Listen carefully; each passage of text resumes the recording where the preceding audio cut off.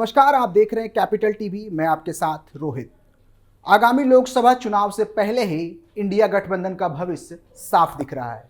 महागठबंधन में पड़ते फूट के चलते गठबंधन चौतरफा घिरता चला जा रहा है। जेडीयू के बाद आरएलडी के अलग होने की खबरों ने सियासी हलकों में उथल पुथल मचा दी है। इसी बीच सपा के राष्ट्रीय अध्यक्ष अखिलेश यादव के बयान से राजनीतिक सरगर्मियां बढ़ गई हैं। बीजेपी आरएलडी गठबंधन पर बात करते हुए अखिलेश यादव ने कहा है कि जयंत चौधरी बहुत पढ़े लिखे इंसान हैं। जयंत चौधरी राजनीति को समझते हैं। मुझे उम्मीद है लड़ाई कमजोर नहीं होने देंगे। उन्होंने आगे कहा कि किसानों की लड़ाई के लिए संघर्ष जारी है और हम इस लड़ाई को कमजोर नहीं होने देंगे।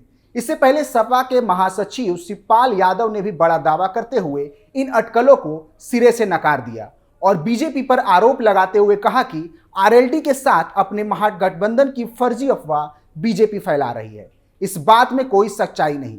उन्होंने दावा करते हुए कहा कि आरएलडी हमारे साथ है और आगामी चुनाव में भी हमारे साथ ही रहेगी। हम लोग मिलकर चुनाव लड़ेंगे और बीजेपी को हराएंगे भी।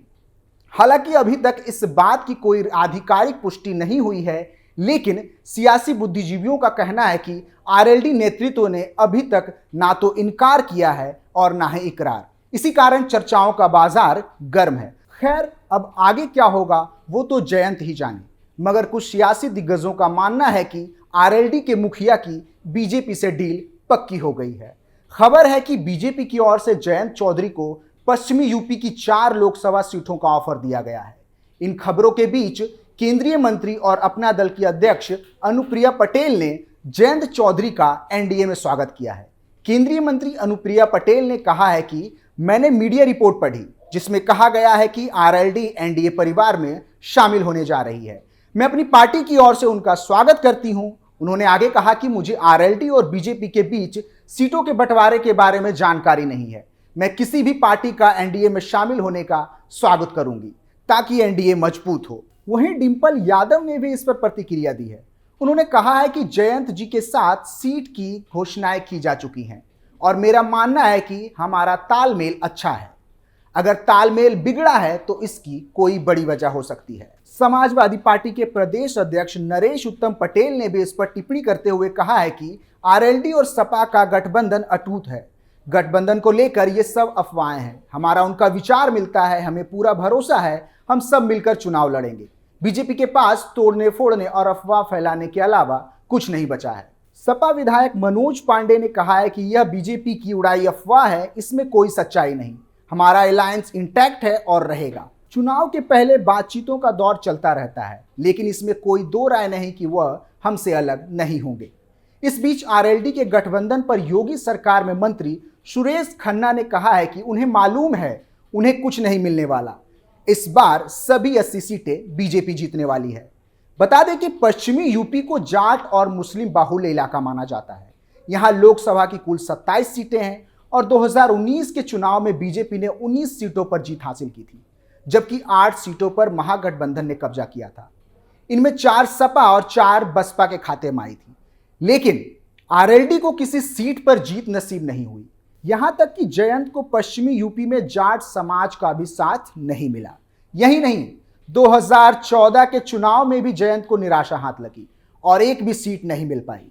इसलिए संसद के निचले सदन में अगर पार्टी की उपस्थिति चाहिए तो बीजेपी के साथ जाना जयंत की सियासी मजबूरी है। यूपी की 10 से 12 लोकसभा सीटों पर जाटों का प्रभाव है। लगभग 11 जिलों में जाट वोटर निर्णायक भूमिका निभाते हैं। मुजफ्फरनगर, मेरठ, अमरोहा, बागपत, बुलंदशहर, अलीगढ़, मथुरा, बिजनौर और आगरा जिले में जाट वोटर हैं। पश्चिमी यूपी की कुल आबादी करीब 5.5 करोड़ है। पश्चिमी यूपी में 17% आबादी जाटों की है। राज्य में विधानसभा की करीब 50 सीटों का फैसला जाट समुदाय के हाथों में है। बता दें कि बिहार के मुख्यमंत्री नीतीश कुमार पहले ही इंडिया गठबंधन को अलविदा कह चुके हैं। नीतीश का जाना इंडिया गठबंधन के लिए एक बड़ा झटका माना जा रहा है। बिहार में 40 लोकसभा सीटें हैं। यहां नीतीश के साथ रहते इंडिया गठबंधन बीजेपी को मजबूत चुनौती देने की स्थिति में थी, लेकिन ये इंडिया गठबंधन के लिए पहला झटका नहीं था। कुछ दिन पहले ही ममता बनर्जी ने स्पष्ट कर दिया था कि पश्चिम बंगाल में सीटों का बंटवारा नहीं होगा और उनकी पार्टी अकेले अपने दम पर चुनाव लड़ेगी। इंडिया गठबंधन में शामिल आम आदमी पार्टी ने भी स्पष्ट कर दिया है कि वह पंजाब में कांग्रेस के साथ सीटों का बंटवारा नहीं करेगी और अकेले ही चुनाव लड़ेगी। गठबंधन को लग रहे इन झटकों के बीच कांग्रेस नेता शशि थरूर ने एक बयान दिया। उन्होंने कहा कि गठबंधन का मकसद केंद्र की सत्ता से बीजेपी को हटाना है। थरूर ने कहा कि सीटों के बंटवारों को लेकर चर्चा चल रही है और सीटें बांटने का कोई ऐसा फॉर्मूला नहीं जो सब पर लागू हो।